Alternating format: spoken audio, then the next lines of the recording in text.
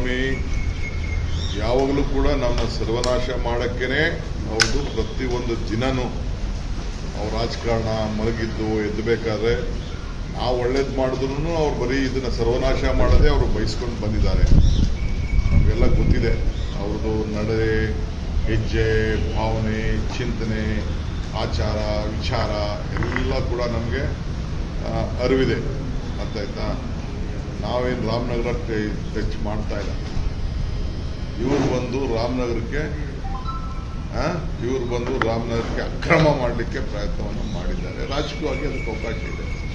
ಇದು ನಮ್ಮ ಜಿಲ್ಲೆ.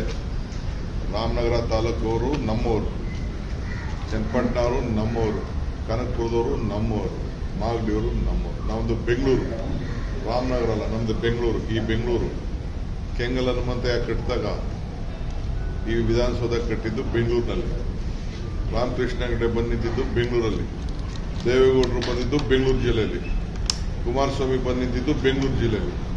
ಅರ್ಥ ಆಯ್ತಾ? ಅವತ್ತು ನಾವು ಸಲಹೆ ಕೊಟ್ಟಿದ್ದು. ಹೆಸರು ಇಟ್ಕೊಂಡು ತಪ್ಪು, ನಾನು ಅವ್ರದ್ದು ವಿಚಾರಕ್ಕೆ ನಾನೇನು ತಪ್ಪಲ್ಲ. ಇವತ್ತು ಬೆಂಗಳೂರು ವಿಶ್ವಮಟ್ಟದ್ದು. ಆ ಹೆಸರನ್ನು ಯಾಕೆ ನಾವು ಹಾಳು ಮಾಡ್ಕೋಬೇಕು? ನಮ್ಮ ಪೂರ್ವಜರು ಇಟ್ಟಂಥ ಹೆಸರನ್ನ, ನಮಗೆ ಬೆಂಗಳೂರು ಜಿಲ್ಲೆನ ನಾವ್ಯಾಕೆ ಹಾಳು ಮಾಡ್ಕೋಬೇಕು? ರಾಮನಗರ ಜಿಲ್ಲೆನೇ ಹೆಡ್ ಕ್ವಾರ್ಟರ್ಸ್ ಅಲ್ಲೇ ಇರ್ತದೆ.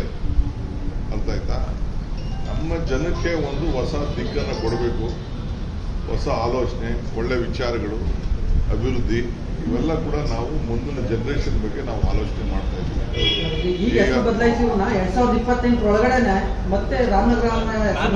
ಅವ್ರ ಹಣೆಲೂ ಬರ್ದಿಲ್ಲ, ಅವ್ರ ಹಣೆಲೂ ಬರ್ದಿಲ್ಲ. ಅದು 2028ಕ್ಕೆ ಕಾಂಗ್ರೆಸ್ ಪಾರ್ಟಿ ಈ ರಾಜ್ಯದಲ್ಲಿ ಅಧಿಕಾರದಲ್ಲಿ ಇರ್ತದೆ. ನೀವು ಬರ್ಕೊಳ್ಳಿ, ದಾಖಲೆ ಇರ್ತದೆ.